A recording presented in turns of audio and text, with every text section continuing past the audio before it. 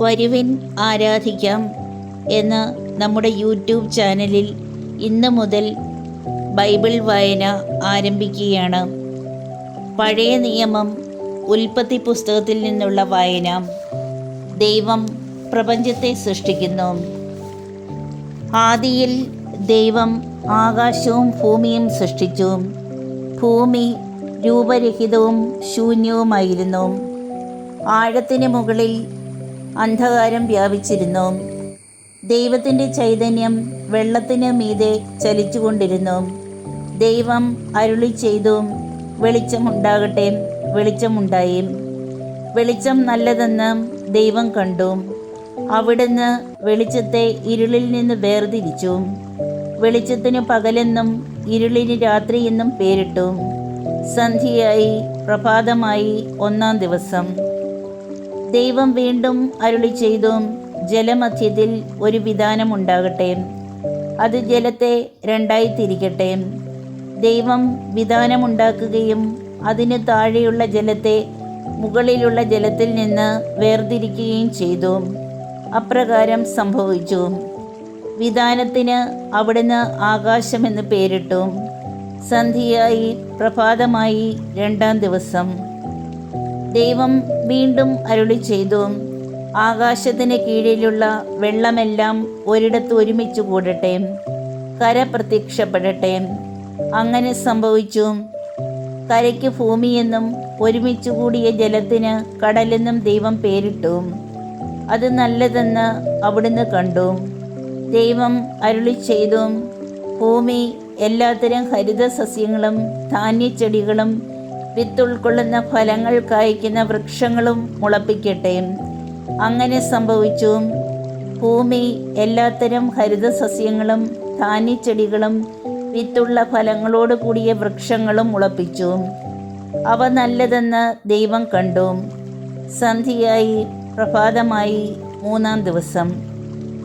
ദൈവം വീണ്ടും അരുളി ചെയ്തു, രാവും പകലും വേർതിരിക്കാൻ ആകാശവിതാനത്തിൽ പ്രകാശങ്ങൾ ഉണ്ടാകട്ടെ. അവ ഋതുക്കളും ദിനങ്ങളും വർഷങ്ങളും കുറിക്കുന്ന അടയാളങ്ങളായിരിക്കട്ടെ. ഭൂമിയിൽ പ്രകാശം ചൊരിയാൻ വേണ്ടി അവ ആകാശവിതാനത്തിൽ ദീപങ്ങളായി നിൽക്കട്ടെ. അങ്ങനെ സംഭവിച്ചു. ദൈവം 2 മഹാദീപങ്ങൾ സൃഷ്ടിച്ചു. പകലിനെ നയിക്കാൻ വലുത്, രാത്രിയെ നയിക്കാൻ ചെറുത്. നക്ഷത്രങ്ങളെയും അവിടുന്ന് സൃഷ്ടിച്ചു. ഭൂമിയിൽ പ്രകാശം ചൊരിയാനും രാവിനെയും പകലിനെയും നിയന്ത്രിക്കാനും വെളിച്ചത്തെ ഇരുളിൽ നിന്ന് വേർതിരിക്കാനും ദൈവം ആകാശവിതാനത്തിൽ സ്ഥാപിച്ചു. അത് നല്ലതെന്ന് ദൈവം കണ്ടു. സന്ധ്യയായി, പ്രഭാതമായി, 4-ാം ദിവസം. ദൈവം വീണ്ടും അരുളി ചെയ്തു, വെള്ളം ജീവജാലങ്ങളെ പുറപ്പെടുവിക്കട്ടെ.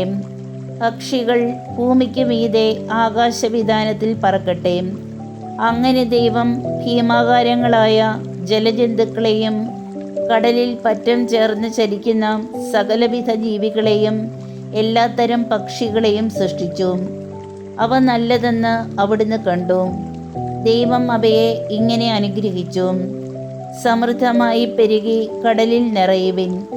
പക്ഷികൾ ഭൂമിയിൽ പെരുകട്ടെ. സന്ധ്യയായി, പ്രഭാതമായി, 5-ാം ദിവസം. ദൈവം വീണ്ടും അരുളി ചെയ്തു, ഭൂമി എല്ലാത്തരം ജീവജാലങ്ങളെയും കന്നുകാലികൾ, ഇഴജന്തുക്കൾ, കാട്ടുമൃഗങ്ങൾ എന്നിവയെ പുറപ്പെടുവിക്കട്ടെ. അങ്ങനെ സംഭവിച്ചു. അങ്ങനെ ദൈവം എല്ലാ ഇനം കാട്ടുമൃഗങ്ങളെയും കന്നുകാലികളെയും ഇഴജന്തുക്കളെയും സൃഷ്ടിച്ചു. അവ നല്ലതെന്ന് അവിടുന്ന് കണ്ടു. ദൈവം വീണ്ടും അരുളി ചെയ്തു, നമുക്ക് നമ്മുടെ ഛായയിലും സാദൃശ്യത്തിലും മനുഷ്യനെ സൃഷ്ടിക്കാം. അവർക്ക് കടലിലെ മത്സ്യങ്ങളുടെയും ആകാശത്തിലെ പറവകളുടെയും നാൽക്കാലികളുടെയും ഭൂമി മുഴുവൻ്റെയും ഭൂമിയിൽ ഇഴയുന്ന സർവ്വജീവികളുടെയും മേൽ ആധിപത്യമുണ്ടായിരിക്കട്ടെ. അങ്ങനെ ദൈവം തൻ്റെ ഛായയിൽ മനുഷ്യനെ സൃഷ്ടിച്ചു. ദൈവത്തിൻ്റെ ഛായയിൽ അവിടുന്ന് അവനെ സൃഷ്ടിച്ചു. സ്ത്രീയും പുരുഷനുമായി അവരെ സൃഷ്ടിച്ചു. ദൈവം അവരെ ഇങ്ങനെ അനുഗ്രഹിച്ചു: സന്താനപുഷ്ടിയുള്ളവരായി പെരുകുവിൻ, ഭൂമിയിൽ നിറഞ്ഞ് അതിനെ കീഴടക്കുവിൻ. കടലിലെ മത്സ്യങ്ങളുടെയും ആകാശത്തിലെ പറവകളുടെയും ഭൂമിയിൽ ചരിക്കുന്ന സകല ജീവികളുടെയും മേൽ നിങ്ങൾക്ക് ആധിപത്യമുണ്ടായിരിക്കട്ടെ. ദൈവം അരുളി ചെയ്തു. ഭൂമുഖത്തുള്ള ധാന്യം വിളയുന്ന എല്ലാ ചെടികളും വിത്തുൾക്കൊള്ളുന്ന പഴങ്ങൾ കായ്ക്കുന്ന എല്ലാ വൃക്ഷങ്ങളും ഞാൻ നിങ്ങൾക്ക് ഭക്ഷണത്തിനായി തരുന്നു. ഭൂമിയിലെ മൃഗങ്ങൾക്കും ആകാശത്തിലെ എല്ലാ പറവകൾക്കും ഇഴജന്തുക്കൾക്കും ജീവശ്വാസമുള്ള സകലതിനും ആഹാരമായി ഹരിതസസ്യങ്ങൾ ഞാൻ നൽകിയിരിക്കുന്നു.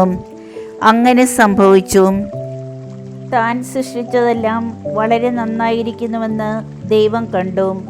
സന്ധ്യയായി, പ്രഭാതമായി, 6-ാം ദിവസം. നമ്മുടെ കർത്താവായ ഈശോ മിശിഹായ്ക്ക് സ്തുതി.